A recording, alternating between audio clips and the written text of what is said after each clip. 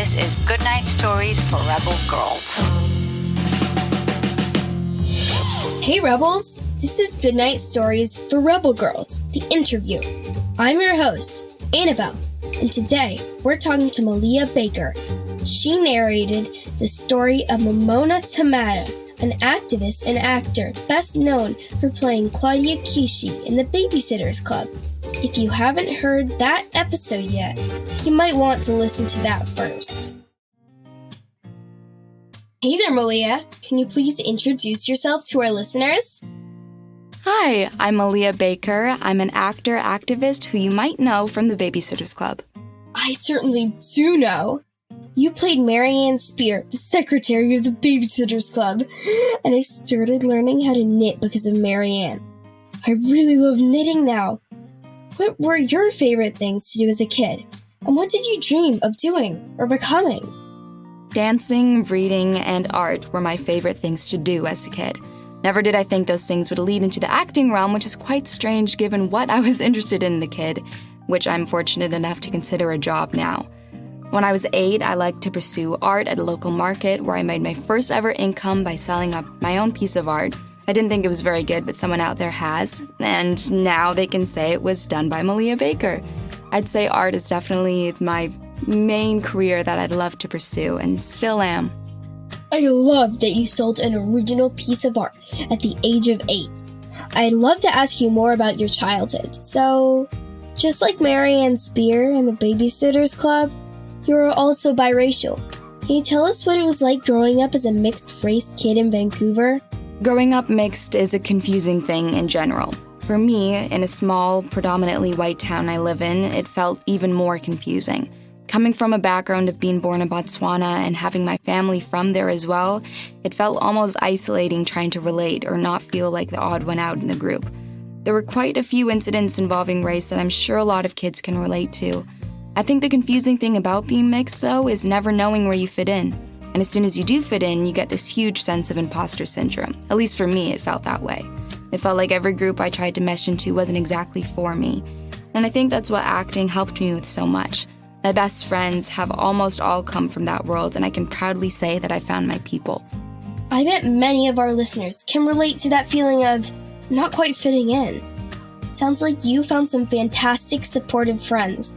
Now, in addition to finding your people, you also had to deal with an illness at a young age. Can you tell us how it felt to be diagnosed with complex regional pain syndrome? It was scary. I was 8 years old and it felt life-altering. I was dancing every day and walking was my way of commuting to my school, including these big steps I had to walk up in order to get to my classroom. Even months before I was diagnosed, I had stopped being able to do these things because of the pain, which felt like my life was coming to a halt. The biggest for me was dance. I'd been dancing since I was 2, so to not have that as my way of releasing emotions and as my daily physical activity for the first time in my life was crazy. I think now, looking back on it, I can't imagine my life without experiencing it. The human I am now could not have existed without that journey. That's a really positive way of thinking about it. I'd love to learn more about your path to acting. How did you discover acting, and what made you decide to pursue it as a career? I discovered my love of acting the first time I was on set. I was an extra, and this one girl who had 2 lines got pink eye. They needed someone right then and there, and I was fortunate enough to be standing right there when they did. They chose me, and although a very unconventional way of being cast, it felt like I was a part of something. This community of film lovers and the complete chaos of making a movie, and I loved it. From then on, I knew I wanted to pursue this career more and to feel how I did on that day even stronger. Sounds like you were in the right place at the right time, and it was definitely the right time for you to play Marianne in the Babysitters Club. How are you and Marianne alike, and how are you different? I think similarities would be that we were both very shy. It's hard saying all this now because of how long ago it feels, but I think Marianne and I have changed lots as the years have gone by. I think we were both planners of our friend groups, and although terrifying, we know how to use our voices when needed.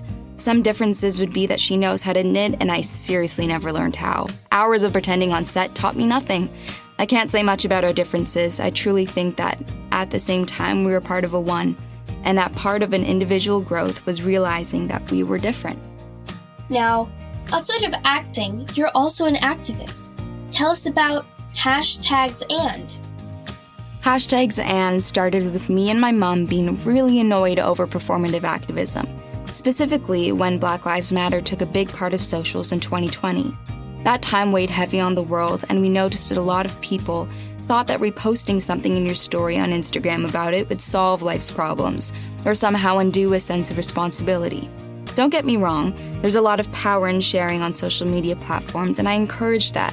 But with #and, it allows you to go beyond the hashtag and learn more, and unlearn too, as well as make some real change that takes time and amount of efforts that you don't have to do when you just repost. But with #and, it allows you to go beyond the hashtag and learn more, as well as make some real changes that take the same amount of time and effort it does to do a repost. So cool! When you look towards the future, what do you see for yourself, your activism, and your art? Well, this is a hard question. I think it's a hard question because I don't necessarily know what my future will look like and how people will always view me.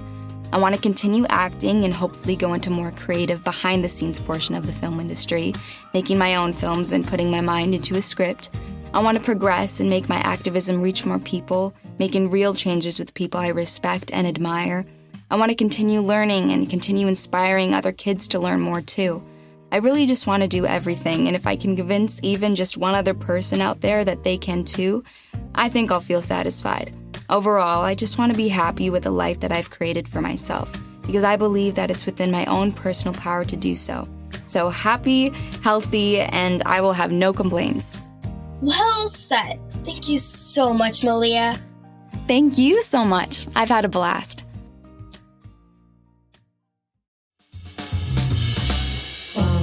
And thank you for listening. Catch you next time, and stay rebel!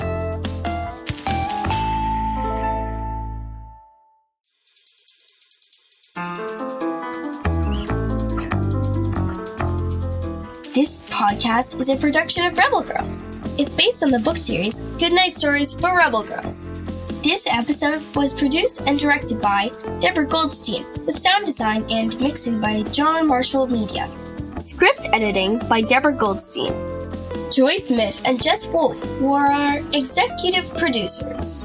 Original theme music was composed and performed by Elettra Bargiacchi. A special thanks to the whole Rebel Girls team who make this podcast possible.